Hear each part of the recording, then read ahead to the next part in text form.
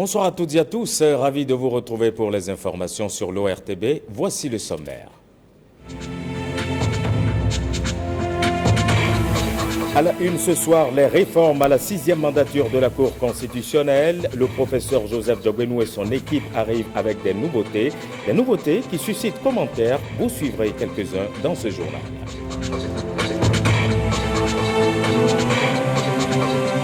Opérateurs économiques privés, vous pouvez investir dans le secteur des mines au Bénin. C'est l'appel du ministre des Mines.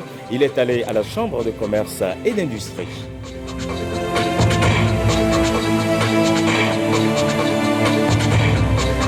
À suivre également dans ce journal le compte-rendu de l'opération Nanembu 2018, des exercices au profit du personnel de la 62e compagnie basée à Tanguiéda. Voilà pour les titres. Nous sommes samedi 23 juin 2018. Bienvenue dans ce journal que nous ouvrons avec la Cour constitutionnelle, la 6e mandature qui met le pied au plancher. Une première audience et déjà 12 décisions rendues. Une grande innovation, les audiences publiques sous le leadership du professeur Joseph Diogbenou.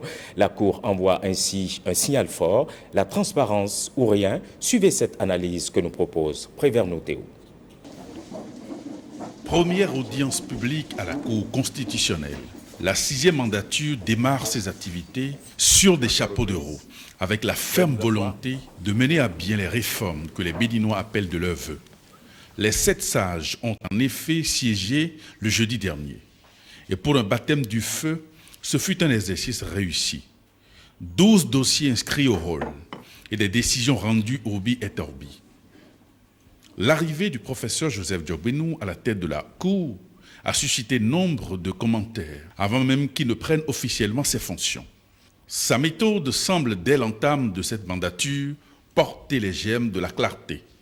La Cour constitutionnelle est le fruit de la volonté souveraine du peuple béninois, qui a su trouver dans son génie les ressources nécessaires pour consolider l'état de droit et la démocratie pluraliste.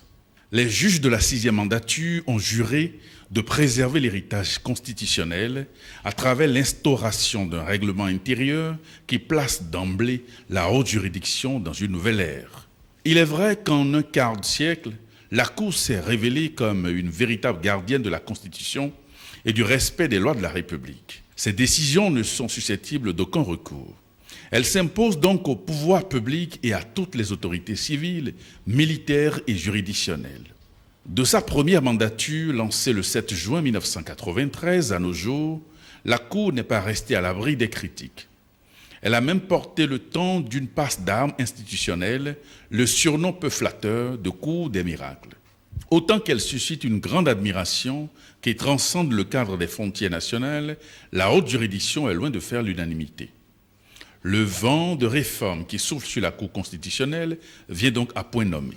Les juges de la 6e mandature veulent imprimer leur marque et sortir la haute juridiction d'un confort qui le confine dans l'éloignement. Dans un pays où la suspicion est érigée en sport national et le verdict de la Cour perçu comme le dictat d'une élite éclairée, la nouvelle formule de l'audience publique apparaît, à tout le moins, comme une ouverture dans l'arène naguère infranchissable. Le souci de transparence évacué focus sur le revirement constitutionnel consubstantiel à certaines mandatures de la haute juridiction. C'est de notoriété publique. Ces dernières années, la Cour constitutionnelle s'est retrouvée au cœur de la polémique sur bien des arrêts rendus.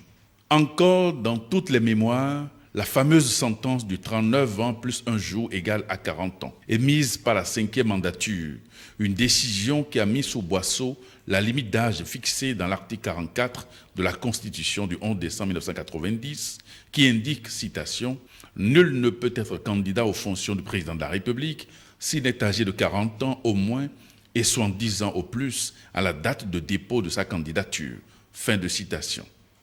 Le revirement constitutionnel a enregistré au sujet de l'épineuse question de l'interdiction du droit de grève à certains corps de l'administration publique a aussi fait couler beaucoup d'encre et de salive. Pour mémoire, la 4e mandature a privé les douaniers du droit de grève, un droit laissé aujourd'hui à la jouissance de certains corps des forces de sécurité et de défense, pour ne citer que ceux-là. La crise interne à la Cour 5e mandature provoquée par la démission spectaculaire du conseiller Simplice Dato, est aussi l'illustration de ce malaise ambiant. Quoi qu'il en soit, le vaste champ qui vient d'être confié à la 6e mandature mérite d'être débroussaillé. Les 12 importantes décisions rendues par les 7 nouveaux sages résonnent comme un signal fort. L'heure est à la réhabilitation de l'image de la haute juridiction, une mission érigée en bonne place dans les priorités de l'actuelle mandature. Maître Joseph Diogouinou et ses pairs veulent écrire une nouvelle page de l'histoire de la haute juridiction. Ils ont l'absolu devoir de vaincre les scepticismes par la clarté de leur jugement. Prévert Notéou, merci. Mais que pense l'homme de la rue de ces innovations de la 6e mandature de la Cour constitutionnelle? Ghislain Poguet a promené sa caméra dans les rues de Cotonou et vous allez le voir, si les uns voient en les réformes de belles avancées, les autres pensent qu'il y a un piège dans les audiences publiques. Suivez plutôt. Une équipe relativement jeune, qui est dynamique et qui déjà est en train de poser des actes qu'on peut qualifier de bien, déjà par rapport au règlement intérieur, à leur mode de fonctionnement et des audiences publiques initiées. Et globalement, c'est une cour réformiste et a priori, on peut s'entendre à de bonnes décisions. Tant c'est la cour qui se regroupe, qui nous donne les décisions. Cette fois-ci, on aura quand même le public qui va assister et il y aura un peu plus de vitalité quand même par rapport aux décisions, ce qui vraiment donne une bonne appréciation, une certaine ouverture de leur mode de fonctionnement. Le COS-LEPI n'est pas le COS-LEPI qui doit dépasser le 30 juin. C'est le COS-LEPI de l'année dernière. Il ne faut pas que ça reste, ce COS-LEPI reste à cheval. Pour preuve, le président du COS-LEPI est allé rendre visite au président de la Cour constitutionnelle. Il n'y a pas de crainte. Avant, on avait peur de critiquer, par exemple, une décision de la Cour constitutionnelle. Tout simplement, pour beaucoup de gens, parce que ça se cuisinait presque. Maintenant, on dit, on fait ça à ciel ouvert, on est sous la parade, on parle et puis tout le monde a entendu. Maintenant, on a les GSM où tout le monde peut dire, le président a dit pendant la séance telle chose que telle personne a contredit, etc., etc. Ça met les gens à l'aise. La Cour a son règlement intérieur. La Constitution leur impose un comportement. Ils sont obligés de respecter ce comportement. Si on peut leur faire confiance, on va permettre au pays donc de décoller à la vitesse que le chef de l'État a voulu choisir. Mais tout ça, tu dois créer les solutions. Économie, mais solo gaspillage. Il y a un fou quoi, il y a un fou de sorte de tous ceux qui sont dedans sont des Béninois. Donc comme il n'y a pas un étranger dedans, moi je me sens à l'aise d'abord en disant que voilà des Béninois qui font partie de leur cour constitutionnelle. Donc pour moi, il n'y a pas encore de problème. Toute innovation, je peux avoir de doutes, comme rassuré. Mais pour moi, c'est une innovation et comme c'est public en matière de démocratie, moi, vraiment, je marche avec. Je suis partant pour. Donc pourvu qu'il n'y ait pas des jeux de dupes après. Sinon, quand on dit que c'est public, c'est une bonne chose. Oui, les jeux publics, c'est une bonne chose. De mon point de vue, c'est une bonne chose. On a dit public, non. Donc tout le monde va voir, tout le monde va entendre. Et donc, de ce point de vue, s'il devrait y avoir des arrangements, et disons des partitions sordides, les gens vont avoir peur. Et, vraiment, c'est publiquement que c'est fait et tout le monde a vu, tout le monde a compris. Donc pour moi, c'est une innovation, nous attendons de voir. On dit désormais que les audiences sont publiques. Lorsque je me vois dans les capacités de pouvoir me défendre dans un public, je me vois un peu lésé. Donc dans ce cas, je peux toutefois m'abstenir à ne pas faire des recours à la Cour constitutionnelle. Là, il va falloir qu'on se pose plusieurs questions et de voir à la fin ce qu'ils veulent faire au justice pour savoir. Puis on peut pas tout à l'heure se statuer sur ça et dire que c'est mais il faut voir la fin pour voir effectivement ce qu'ils veulent faire. Les audiences seront publiques, c'est bon. C'est très bon parce que il faut que nous, les citoyens, il faut qu'on sache ce qui se passe réellement dans le pays. Ce qui se passe réellement à la Cour constitutionnelle. Il ne faut pas que 3 personnes, 2 personnes se ferment dans la chambre et donnent une décision qui n'avantage pas tout le monde. Et on va rester ici, pas commencer par crier. Non, c'est pas. Mais ça dit les membres de notre Cour constitutionnelle sont des gens responsables. Ce ne sont pas des novices. Je pense qu'ils feront le travail. Avant, les audiences étaient secrètes. À partir de maintenant, elles seront publiques. C'est une bonne chose. Les décisions sont un peu comme à la va-vite. Mais au fond, ce n'est pas des décisions à la va-vite. Quand vous voyez la composition de cette cour, ils sont tous dans le pays, ils vivaient dans le pays depuis très longtemps. Donc il n'y a rien qui soit nouveau chez eux. Mieux, celui qui est le président de la cour, Maître Diogbenou, que vous connaissez, qui est un homme compétent, qui est intellectuellement forgé que politiquement. Donc, en tant que Béninois vivant sur le territoire, il maîtrise assez de choses. Donc, les décisions de la Cour actuellement disent que c'est à la va-vite. Bon, je pense que non, hein, parce que ces sujets sur lesquels la Cour s'est penchée sont des sujets qui étaient là, des sujets pendants, dont presque tous les membres maîtrisaient déjà les contours. Donc, ils n'ont juste fait qu'analyser et puis rendre la décision. Donc, je me dis, dans tout ce qu'on a à faire en tant que population, nous devons quand même crédibiliser la Cour d'une bonne foi. Laissons les spécialistes travailler, c'est ce que je peux demander à tout un chacun. L'actualité, c'est aussi la tenue des deuxièmes journées nationales de la gouvernance. Au cœur des échanges, la lutte contre l'impunité et la corruption. Et vous allez l'entendre, tous les intervenants s'accordent pour dire qu'il faut que la lutte devienne collective. Prudence Aïssa, Donatien Falola. C'est une rencontre de haut niveau. 48 heures durant, présidents d'institutions de la République, décideurs politiques et acteurs de la société civile ont assez les réflexions sur la lutte contre l'impunité et la corruption. L'honneur me choisit de prendre la parole en ce début de cérémonie pour souhaiter la bienvenue à vous tous qui avez accepté de distraire quelques minutes de votre précieux temps pour venir participer aux travaux de la deuxième édition des Journées nationales de la gouvernance au Bénin. Les Journées nationales de gouvernance constituent un cadre inclusif et participatif pour une meilleure gestion des finances publiques. Un vœu cher au gouvernement du président Talon. Dans son discours sur l'état de la nation le 29 décembre 2017, le président de la République a souligné et réaffirmé la nécessité pour notre pays de s'engager résolument dans la lutte contre la corruption.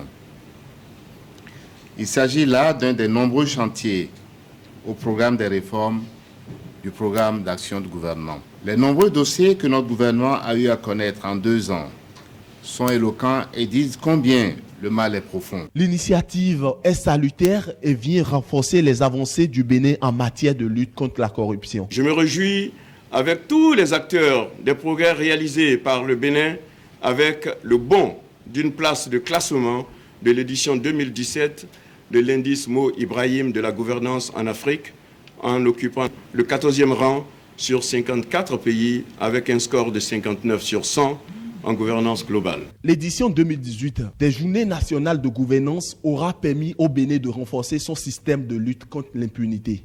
Nous pouvons retenir que les dispositions ont été prises avec des recommandations très claires à l'endroit du gouvernement, à l'endroit du Parlement, à l'endroit de la Cour constitutionnelle, pour qu'ensemble, on puisse conjuguer les efforts pour que la lutte contre la corruption prenne une tournure beaucoup plus facile. En organisant ces journées, le Bénin s'engage pour la tolérance zéro en matière de bonne gouvernance. Une ambulance et plusieurs autres équipements pour renforcer l'unité de secours des sapeurs-pompiers d'Abomey-Calavi. C'est le fruit du partenariat entre la mairie et l'ONG PICA. La remise s'est effectuée après plusieurs jours de recyclage. William Aguiar, Moussesla Sawaimo. De l'argent. Une simulation grandeur nature d'une opération de secours des sapeurs-pompiers d'Abomey-Calavi.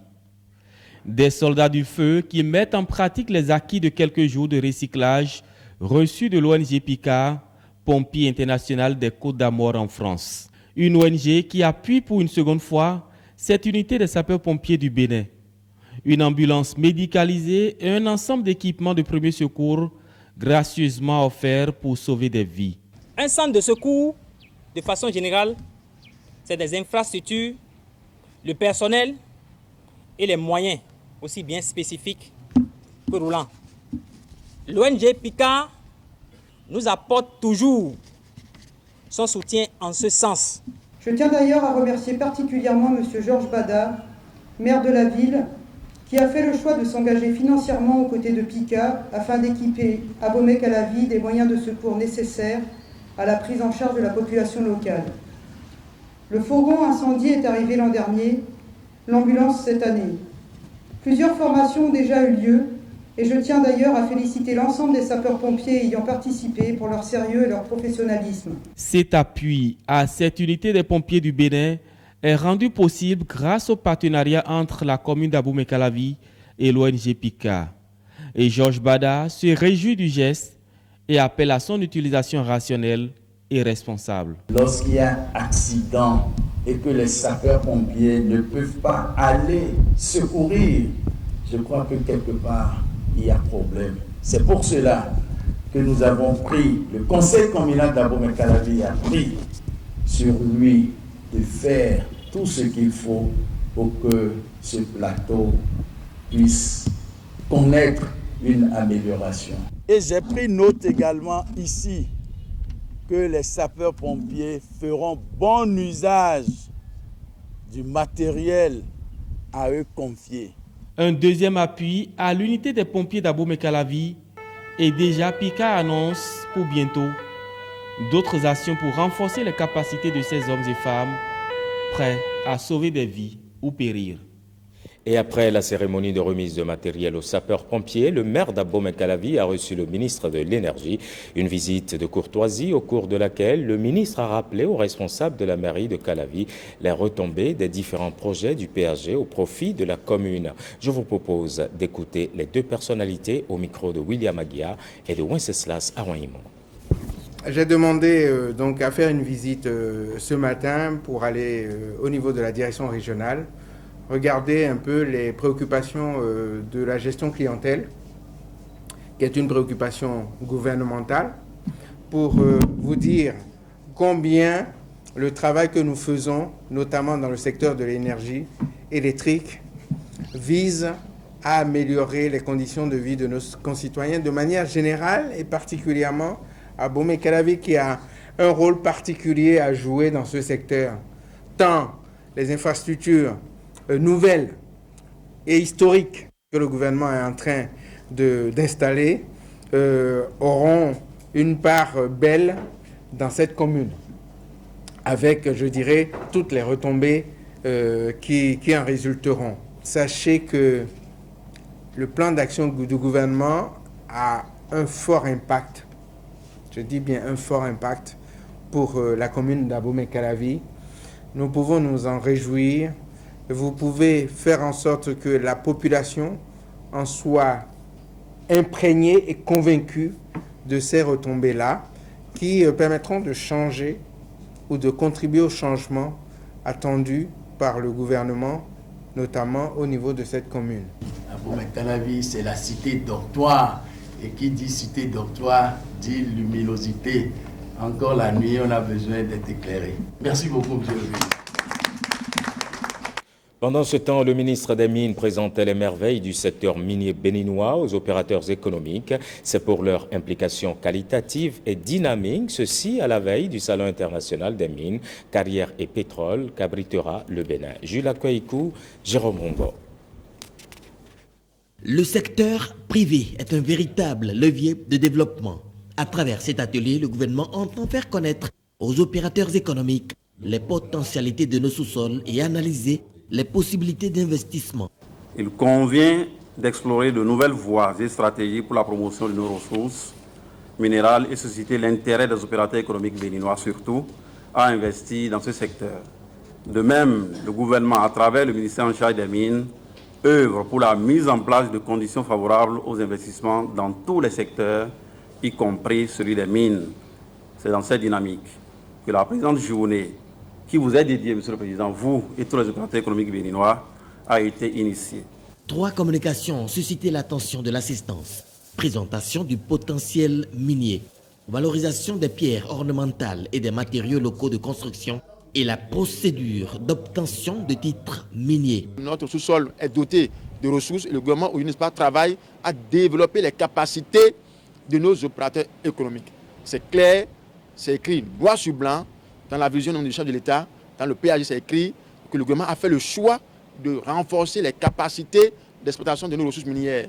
Et donc c'est avec le privé national, c'est avec le privé international, le privé étranger. Et c'est pour cela que nous avons dit qu'il faut révéler au privé national d'abord, il faut leur expliquer, il faut leur montrer ce que nous avons comme ressources dans ce sol.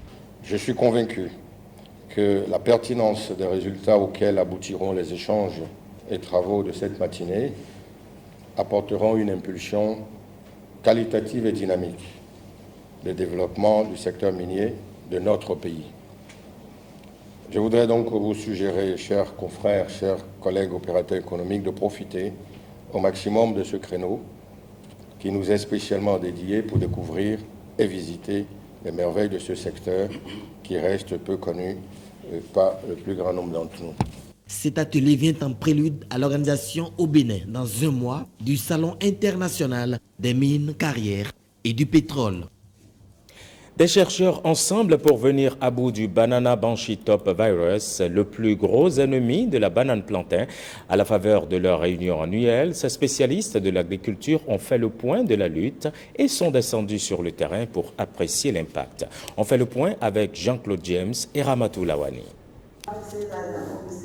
Dans le viseur de ces spécialistes de l'agriculture, le BBTV, Banana Banshee Top Virus. Ces chercheurs se retrouvent à Cotonou pour faire le point de la lutte contre ce virus, ennemi de la production de bananes plantain. Ils ont opté pour la visite de certains sites de production à Dangbo et à Kromisrete. L'ignorance de savoir que ça c'est une maladie, c'est un problème pour nous au Bénin, parce que si c'est un insecte, au moins le producteur voit l'insecte et dit « Oh, ça c'est un insecte ». Ici maintenant, il ne se rend même pas compte, il ne sait pas que c'est une maladie et il multiplie ces choses. Donc nous sommes dans la sensibilisation, nous sommes dans les formations de toutes sortes, parce qu'aujourd'hui nous n'avons pas de produits chimiques, nous n'avons pas de variétés résistantes parmi ceux que nous avons sur le terrain. Donc nous sommes obligés de leur dire déraciner. Le projet BBTV est venu dans la localité et ils nous ont donné la formation sur comment éradiquer les plants attaqués et comment détruire ces plants attaqués par l'ingestion de l'insecticide. Aujourd'hui, nous n'avons plus de plants attaqués au niveau de nos plantations de bananiers. On aurait appris que dans d'autres pays, les gens utilisent le spédotron pour fabriquer les tissus, les couches. Et si nous aussi, ils peuvent nous donner cette formation, ça va nous aider dans nos productions. Sur le terrain, des échanges avec les producteurs et des démonstrations de techniques pour identifier le virus ont meublé cette descente des chercheurs venus d'un peu partout. Ils ne cachent pas leur satisfaction. Je suis quand même satisfait du travail qui se fait. Et surtout, c'est le fait que les producteurs eux-mêmes prennent des initiatives en dehors de l'équipe de direction et essaient de sensibiliser les autres. Work with John Thomas on this wonderful Gates Foundation program. Et je suis vraiment impressionnée par ce qui se fait sur le terrain. C'est vrai qu'en Australie, en plus, on a eu les rapports, on lit les rapports, mais venir pour voir ce qui se fait vraiment, c'est vraiment fantastique. Ce que je dois ajouter, c'est que Martine Tacher est le projet au Bénin. Et j'avoue qu'elle est en train de faire un grand travail et j'invite toutes les autorités à l'accompagner. Avant de rallier les champs de bananes à Dangbo et à Kromisrete, les hôtes du Bénin ont fait un tour dans l'univers des insectes, le Centre de biodiversité de l'ITA, Institut international de l'agriculture tropicale. Et parlant d'agriculture, 100 jeunes déscolarisés prennent part à une formation de 6 mois en entrepreneuriat agricole. La formation est initiée par le programme cadre d'appui à la diversification agricole, le PROCAD, avec l'appui technique du Centre régional Songhai de Porto Novo. Guillaume Avianou et Enoch Adandé. 6 mois d'incubation au Centre régional Songhai de Porto Novo pour ces jeunes à l'écran.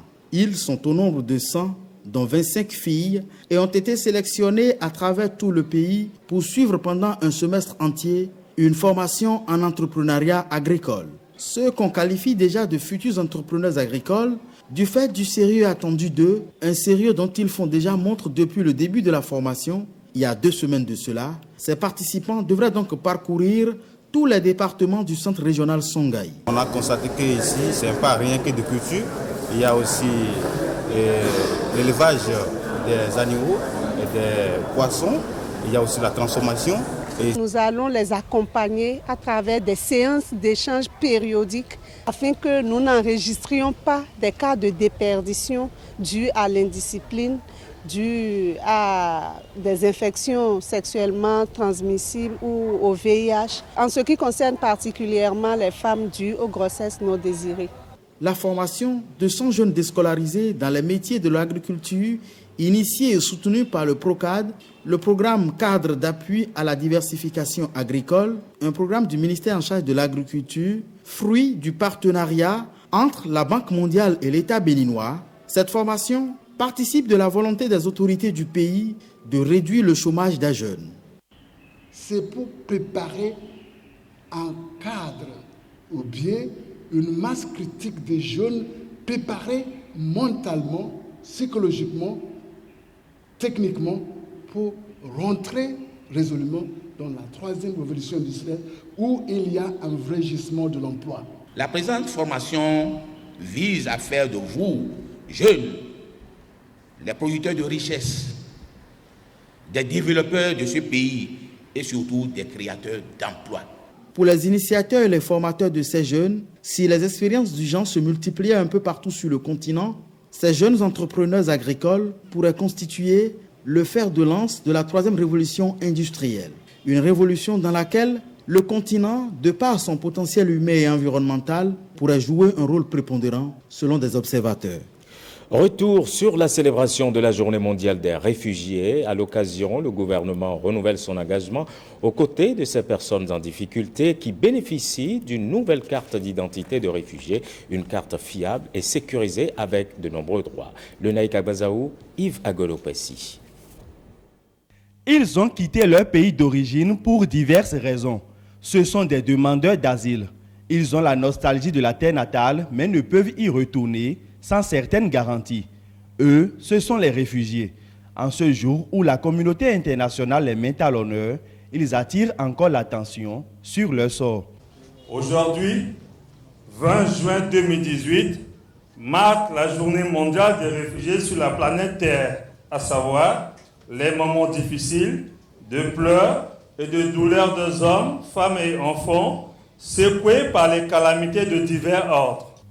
Le Haut Commissariat des Nations Unies pour les réfugiés, HCR, reste sensible à leur situation. Des solutions s'imposent pour aider les réfugiés à rentrer chez eux lorsque les conditions le permettent ou à reconstruire leur existence ailleurs. Le pacte mondial sur les réfugiés, dont l'adoption est prévue pour cette année même, vise la concrétisation de ces objectifs. L'édition 2018 de la Journée mondiale des réfugiés est l'occasion saisie par le gouvernement béninois pour leur délivrer de nouvelles cartes d'identité. Cette nouvelle carte est plus moderne et plus sécurisée. Elle répond aux normes standards du HCR. On lui attribue la même valeur que la carte nationale d'identité et vous permettra d'accéder comme tout citoyen plus facilement et plus dignement aux nombreux droits que vous confère généreusement le Bénin. Au-delà de cet acte, le gouvernement promet de renforcer son partenariat avec le HCR pour une meilleure protection des réfugiés. Pour l'heure, en collaboration avec des ONG, des vivres leur sont offerts. Avec les réfugiés, c'est le thème retenu cette année pour la célébration de cette journée. Et on en vient maintenant à ce partenariat entre des universités béninoises et Bénin Terminal, une filiale portuaire du groupe Bolloré. Il a accouché d'une rencontre avec les étudiants de l'École nationale d'économie appliquée et de management. Objectif, amener les étudiants à mieux appréhender le monde professionnel. On retrouve le Naïka Bazaou. Importante Échange à bâton rompu entre l'équipe dirigeante de Bénin Terminal et les étudiants de l'ENEAM. Au cœur des discussions, les différentes prestations de la filiale portuaire du groupe Bolloré au Bénin et les opportunités professionnelles y relatives. Cette rencontre est la résultante du partenariat entre l'école et l'entreprise. Nous présentons notre groupe aux étudiants de l'ENEAM, les activités, les différents pôles d'activités donc du groupe Bolloré dans le monde, en Afrique et au Bénin particulièrement. Et donc la bonne nouvelle que l'on peut apporter à l'ENEAM, c'est donc de rapprocher en fait le monde professionnel et le monde des étudiants, puisqu'en fait les étudiants étudient, apprennent, suivent des enseignements, non pas pour rester dans la rue, mais bien pour trouver des débouchés professionnels. Donc, une vision partagée par l'École nationale d'économie appliquée et de management. Et à travers ce partenariat, nous cherchons avant tout à faciliter l'insertion professionnelle de nos étudiants et puis aussi à rapprocher nos programmes de formation avec les besoins des entreprises. L'initiative séduit les étudiants et leur fait explorer des horizons professionnels. Cette initiative, je la trouve bonne car elle nous permet de pouvoir nous projeter dans le futur, de pouvoir avoir un lien, d'être en relation avec ce que nous allons faire demain. Ça donne envie de travailler à Bénin Terminal. Démarrer dans un métier, dans la vie, donc cette chance-là, si nous pouvons l'offrir à certains étudiants de l'ENEAM, ça serait une grande réussite. Le groupe Bolloré est présent dans 105 pays et figure parmi les 500 plus grandes entreprises du monde. Cette société familiale est dirigée depuis 1981 par Vincent Bolloré. Ce partenariat avec l'ENEAM est l'expression de la dimension sociale de Bénin Terminal, filiale portuaire du groupe au Bénin. En attendant, le réseau de téléphonie mobile MTN regroupe des jeunes au salon d'orientation professionnelle dénommé Career Day. Cette première édition qui boucle 21 jours d'action sociale fait un zoom sur les métiers du numérique. Le Naïka Bazaou, Wenceslas Sawai. Career Day, en français, Journée des carrières professionnelles. C'est un salon d'orientation professionnelle. MTN Bénin ouvre ses portes le temps d'une journée aux élèves et étudiants. Pour cette première édition, le numérique est à l'honneur. Différents stands de sociétés partenaires sont installés pour faire découvrir aux jeunes l'univers des TIC, un secteur d'avenir. De nos jours, il est certain que si vous avez des qualifications dans le domaine d'éthique, vous bénéficierez d'une beaucoup plus grande souplesse dans vos options de carrière. Les compétences en matière d'éthique s'exportent très facilement, ce qui veut dire que vous pourrez travailler n'importe où dans le monde.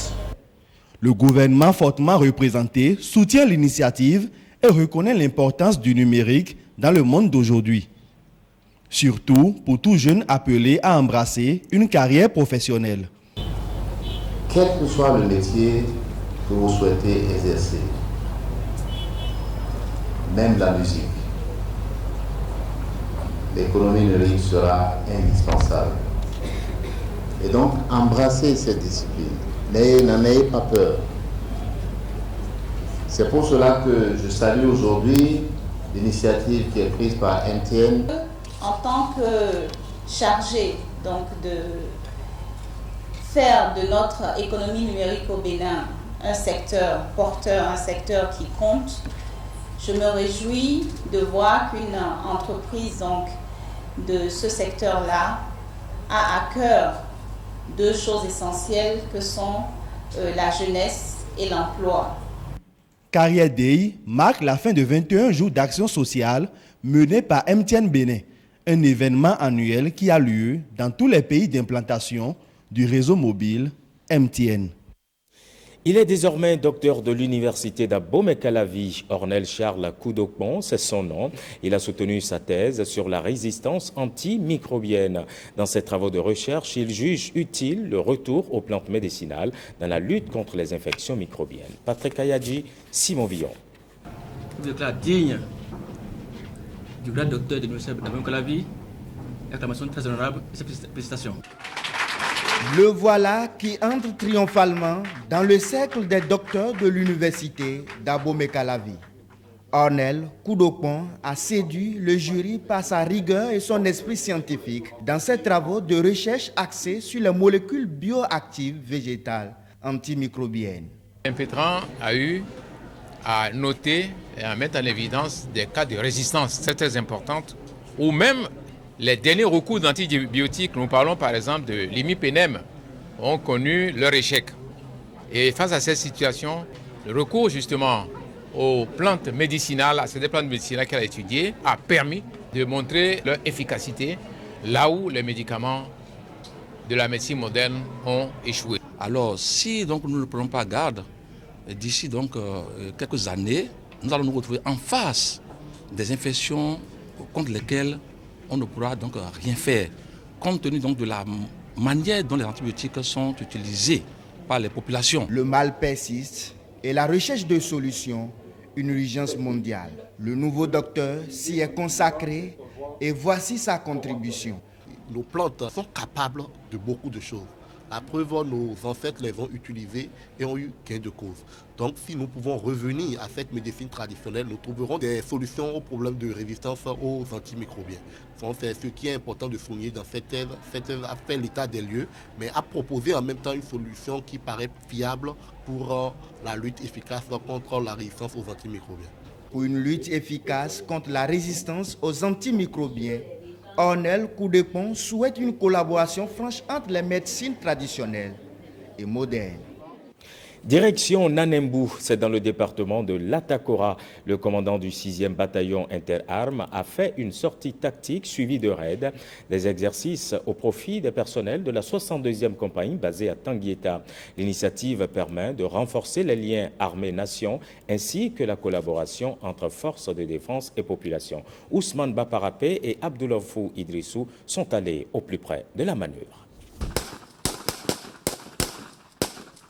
Au pied des montagnes, des rafales en pleine forêt à Nanembu, un village situé à une dizaine de kilomètres de Tanguieta Centre. Un jeu de guerre en plein jour, simulant le scénario d'une attaque ennemie. Les manœuvres de tir à balles blanches permettent de tester l'ensemble des ressources disponibles en cas d'invasion du territoire. L'organisation de cet exercice s'inscrit dans le cadre d'abord de l'entraînement du personnel, notamment le personnel de la 62e compagnie basée à Tanguieta.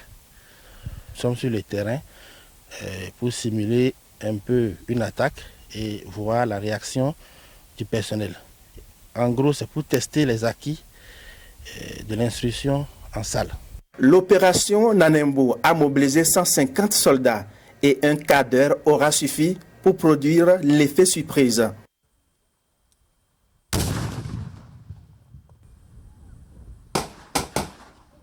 L'action que vous venez de voir est la simulation d'une réduction, de la réduction d'une résistance isolée. Sur renseignement, on nous a signalé que des ennemis sont dans la cabane que vous venez de voir. On a organisé la manœuvre pour venir contribuer, procéder à leur destruction. L'exercice même se passe actuellement dans le village de Nanembu, dans la région de Tanguieta. Les troupes se dirigent ensuite vers d'autres localités pour un raid. Un raid, c'est une marche d'endurance qui va se dérouler dans la région de Tanguieta, Tayakou, et des localités sur une distance d'environ 55 km. Ce que je viens de voir, c'est satisfaisant. Même s'il y a des choses à améliorer, et c'est satisfaisant. L'instruction a été conduite pendant 6 mois. L'évaluation, c'est au titre du premier semestre. Donc la pratique sur le terrain, on a vu, tout n'a pas été rose. Les ratés, on a pris acte et on va corriger et reprendre pour le semestre prochain. L'opération Nanembu a duré 3 jours. Retour à Cotonou avec à présent la journée de l'enfant africain. L'ONG Educo Bénin l'a célébré ce vendredi 22 juin avec les enfants du 6e arrondissement de Cotonou. Occasion pour les responsables de cette ONG et d'autres garants de droits de faire connaître aux enfants leurs droits. Malini Chibozo, Calvador Arwano. Chaque jour, un sourire remplace un soupir sur les lèvres de nos enfants. Les enfants du 6e arrondissement peuvent avoir le sourire. L'ONG Educo Bénin est à leur côté pour la célébration de la Journée de l'enfant africain, édition 2018. Chers enfants, malgré les grands efforts consentis ensemble, certaines violations de vos droits persistent, comme l'exploitation économique, les abus sexuels, les violences en milieu scolaire, le mariage précoce, la négligence et j'en passe. Cette journée est donc pour nous l'occasion d'interpeller une fois de plus les pouvoirs publics, les organisations de la société civile, les communautés et les familles sur la nécessité d'accroître nos investissements, tant matériels, humains que financiers, pour le respect de vos droits. L'heure n'est pas seulement à la fête. Les membres de l'ONG Educo Bénin exposent également aux enfants leurs droits et aux parents leurs devoirs. Parmi les 12 droits fondamentaux de l'enfant, nous devons au moins faire l'effort d'assurer les 4, à savoir le droit à l'égalité, quel qu'en soit le sexe de l'enfant. Chaque enfant doit être correctement nourri et logé. Chaque enfant doit aller à l'école et avoir accès à la connaissance qui l'aideront à préparer sa vie d'adulte. Chaque enfant a droit à la protection contre toute forme de violence. Nul n'a le droit d'exploiter un enfant. Au nom de la Direction générale de la famille et des affaires sociales, pour la célébration de ce jour en l'honneur de l'enfant africain et l'enfant béninois est prise en compte. Oui, les enfants sont vus. Oui, les enfants sont écoutés. Aidez-nous, chers parents, à protéger nos enfants. Ils sont nos trésors.